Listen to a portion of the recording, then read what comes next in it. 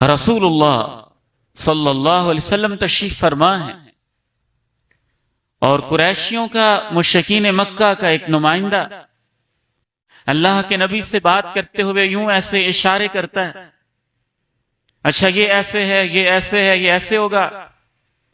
جیسے ظاہر ہے دشمن بھی ہیں، دین بھی مختلف ہے، ان کے دلوں میں وہ تعظیم بھی نہیں ہے، گستاخ بھی ہیں، منکر بھی ہیں، کافر بھی ہیں، مشرک بھی ہیں. تو کھڑے ہو کے ایسے اشاروں سے باتیں کرتا ہے. باتیں کرتے کرتے کبھی اس طرح اشارہ کرتا ہے کہ اس کا ہاتھ امام کائنات علیہ السلام کی داڑھی کے ساتھ ٹچ ہوتا ہے.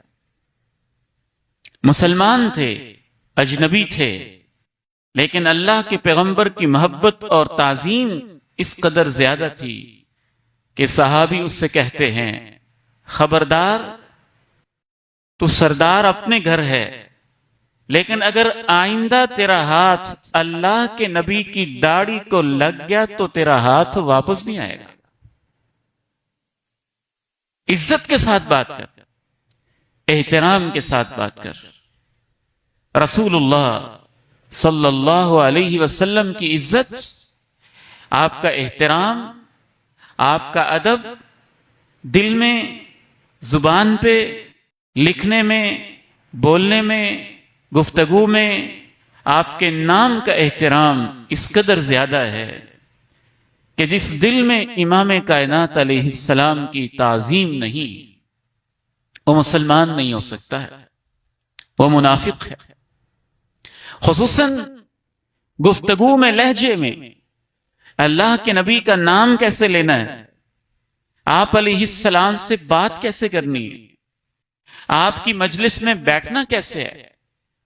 اللہ کے نزدیک آپ کا اتنا احترام تھا کہ شروع میں تو اللہ نے صحابہ کو یہ کہا ہوا تھا کہ دیکھو جب بھی میرے پیارے نبی کی مجلس میں آنا ہے اور آپ سے کوئی خاص بات کرنی ہے، فَقَدِّمُوا بَيْنَ يَدَيْ نَجْوَاكُمْ صَدَقَةً، تو پہلے میری راہ میں صدقہ کر کے آنا ہے کہ اللہ اگر نبی علیہ السلام سے بات کرتے ہوئے کہیں ہمیں کمی رہ جائے تو پہلے ہی ہم اپنے گناہ کی معافی کے لیے تیری راہ میں صدقہ دے کے جا رہے ہیں.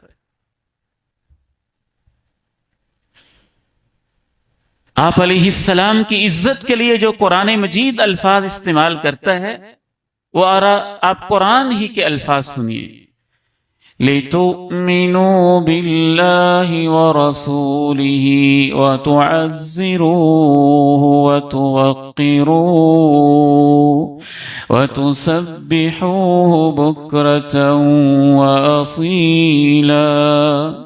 لِتُؤْمِنُوا بِاللَّهِ وَرَسُولِهِ وَتُعَزِّرُوهُ وَتُوَقِّرُوهُ. اس پہ ایمان بھی لاؤ.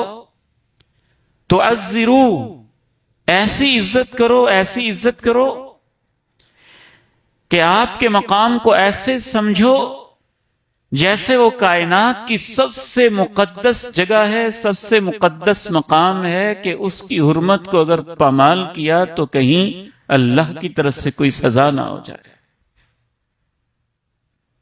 وَتُوَقِّرُوهُ وَتُسَبِّحُوهُ بُكْرَةً وَأَصِيلًا. ہر لحاظ سے ان کی توقیر کرو، احترام کرو. نبی علیہ السلام کی عزت، آپ کے نام کا ادب، آپ کے تذکرے کے وقت نگاہوں کا جھک جانا، دل میں ادب، نگاہوں میں ادب، لہجے میں ادب، گفتگو میں ادب، الفاظ میں ادب، نام میں ادب، ایک ایک چیز کے اندر اتنا ادب. میں حیران ہو جاتا ہوں کہ اللہ کو اپنے اس پیغمبر کا ادب کتنا عزیز اور کتنا پیارا ہے کہ خود اللہ رب العزت نے قرآن مجید میں باقی جتنے بھی انبیاء ہیں ان کا نام لے کے تذکرہ کیا. نہ یا نوح اہبط، اے نوح اس کشتی سے اب آپ اتر سکتے ہو. یا آدم، اے آدم آپ جنت میں رہو، جنت میں رہائش اختیار کرو. ان قد صدقت الرؤیا یا ابراہیم، اے ابراہیم تو نے اپنے خواب کو سچ کر دکھایا ہے. یا موسیٰ، اے موسیٰ، میں نے تجھے اپنی رسالت، نبوت اور ہم کلامی کے لیے چن لیا ہے۔ لیکن پورے قرآن مجید میں اللہ تعالیٰ نے جب نبی علیہ السلام کو خطاب کیا ہے، آپ کو ایڈریس کیا ہے، آپ کو بلایا ہے، یا محمد نہیں کہا ہے۔ یہ نہیں کہ اے محمد، باقی انبیاء کا نام لیا، اے نوح، اے ابراہیم، اے موسیٰ، لیکن جب امام کائنات کی باری آئی تو اللہ نے بلاتے ہوئے نام لے کے نہیں بلایا۔ یا ایھا المزمل، اے چادر کو اوڑھنے والے، یا ایھا المدثر، اے کملی کو اوڑھنے والے، لعمرک انہم لفی سکرتہم یعمہون، مجھے تیری عمر کی قسم ہے، تیری زندگی کی قسم ہے، یہ لوگ اپنے نشے میں مست اور دھت ہیں۔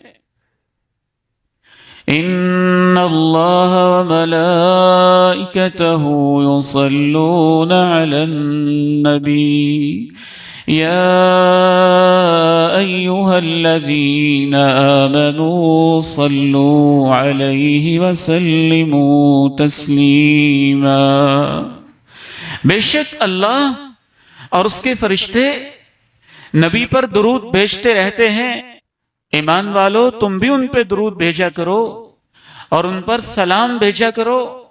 یعنی عرش کے اوپر اللہ اپنے فرشتوں کے سامنے امام کائنات کی تعریف کرتے رہتے ہیں کہ میرے پیغمبر نے یہ کیا ہے، میرا پیغمبر ایسا ہے، میرا رسول ایسا ہے، میرا رسول ایسا ہے۔ یہی اللہ کا درود بھیجنا ہے کہ اللہ اپنے نبی کی تعریف کرتا ہے۔ أَلَمْ نَشْرَحْ لَكَ صَدْرَكَ وَوَضَعْنَا عَنْكَ وِزْرَكَ الَّذِي أَنْقَضَ ظَهْرَكَ وَرَفَعْنَا لَكَ ذِكْرَكَ، کہ ایسے نہیں ہے کہ ہم نے آپ کا سینہ آپ کی خاطر کھول دیا، ہم نے آپ کے بوجھ اتار دیے جنہوں نے آپ کی کمر کو دورہ کر کے رکھ دیا تھا، اور کہ ایسے نہیں ہے کہ ہم نے آپ کے چرچے، آپ کا نام، آپ کا ذکر، آپ کے تذکرے بلند کر دیے۔